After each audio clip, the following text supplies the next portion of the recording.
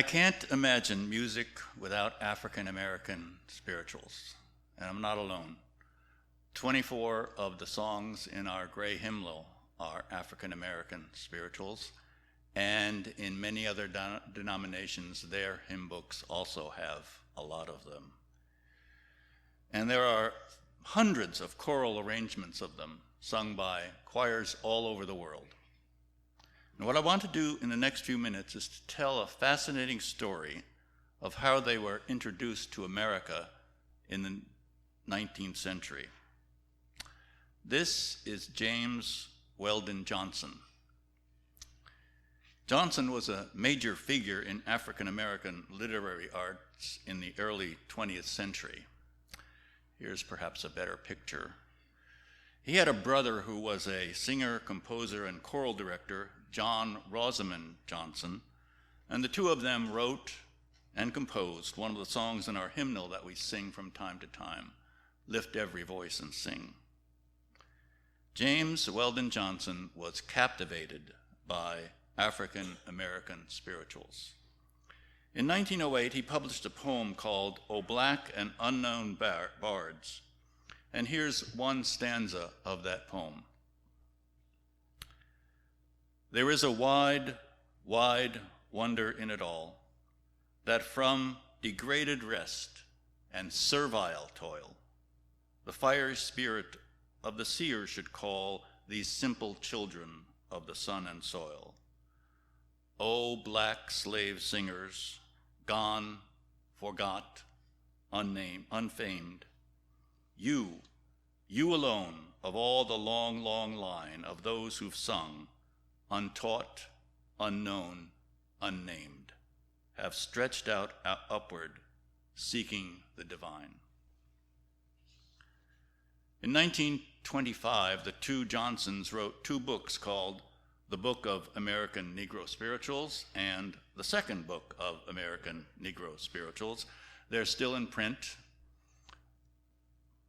In them are 120 spirituals with piano accompaniment by John and an extended preface by James. And in the preface, James Weldon Johnson wrote this, and I've edited it a bit for clarity. He wrote, "There is no way of knowing how much of this music has been lost beyond hope of retrieval. For more than a century, African Americans had been singing spirituals before their beauty and significance were in the slightest degree recognized. It was only during or after the Civil War that the spirituals were first collected and set down by white people from the North who came in contact with African Americans from the South. These collectors were men and women of honesty. They made sure the exclusive African American origin of the songs was part of the record." That's James Weldon Johnson. And the collectors faced challenges.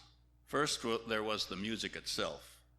In an oral tradition, the same song might vary from one performance to the next, even by the same singers. The collectors usually set down only the melody line, unable to grasp the unfamiliar harmonies. There's a landmark book from 1867, Slave Songs of the United States, still in print, and you can get it for free on a PDF on the web. It contains words and melody lines from 136 songs, most of them spirituals.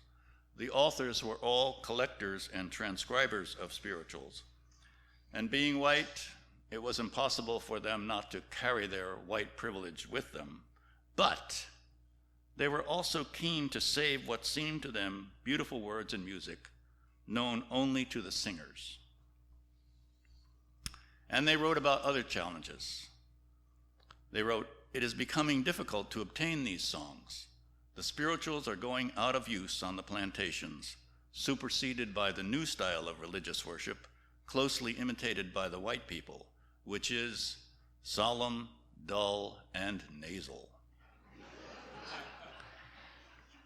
And this, "It is often indeed no easy matter to persuade them to sing their old songs, even as a curiosity. Such is the sense of dignity that has come with freedom." The collectors would ask the singers how they first learned the songs, and they'd get answers like this. A strange man came from Eatings one praise night and sang him in the praise house, and the people caught him. In 1862, one collector, Miller McKim, got a different answer from Sergeant Prince Rivers of the 1st Regiment of South Carolina Volunteers. This was a regiment of escaped slaves fighting for the North. "They make them, sir," Rivers said.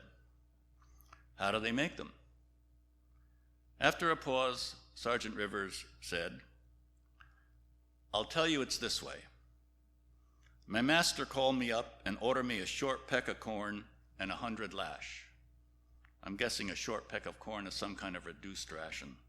"My master called me up and ordered me a short peck of corn and 100 lash. My friends see it and is sorry for me.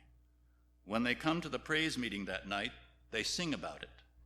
Some's very good singers and know how, and they work it in, you know, till they get it right.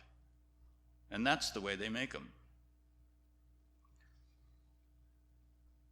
The spirituals were first introduced to the American public in 1871 by the Fisk Jubilee Singers, a group of about a dozen students of Fisk University in Tennessee, one of the many black schools founded after the war. They toured northern cities to raise money for Fisk. They sang for President Grant at the White House.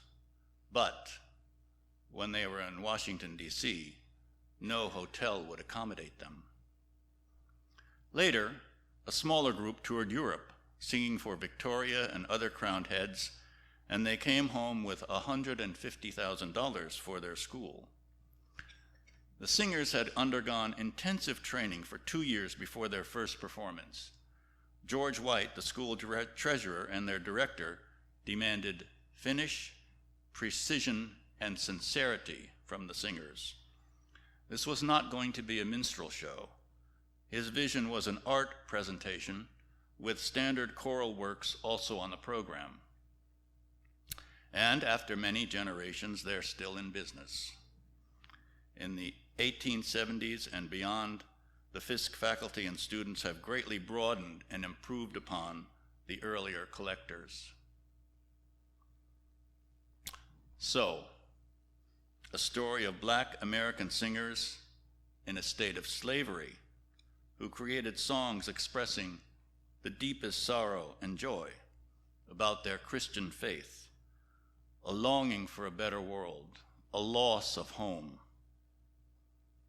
Then continuing with earnest white missionaries, whose goal was not to impose their culture, but to preserve that of the singers. And finally, a new generation of black singers who reclaimed some of those songs and presented them to the world. Now, a century and a half on, descendants of the slaves who created the spirituals see them as more than just a part of the standard choral repertoire. The spirituals are symbols of a sacred struggle that continues to this day, and I hope we can all feel that this morning.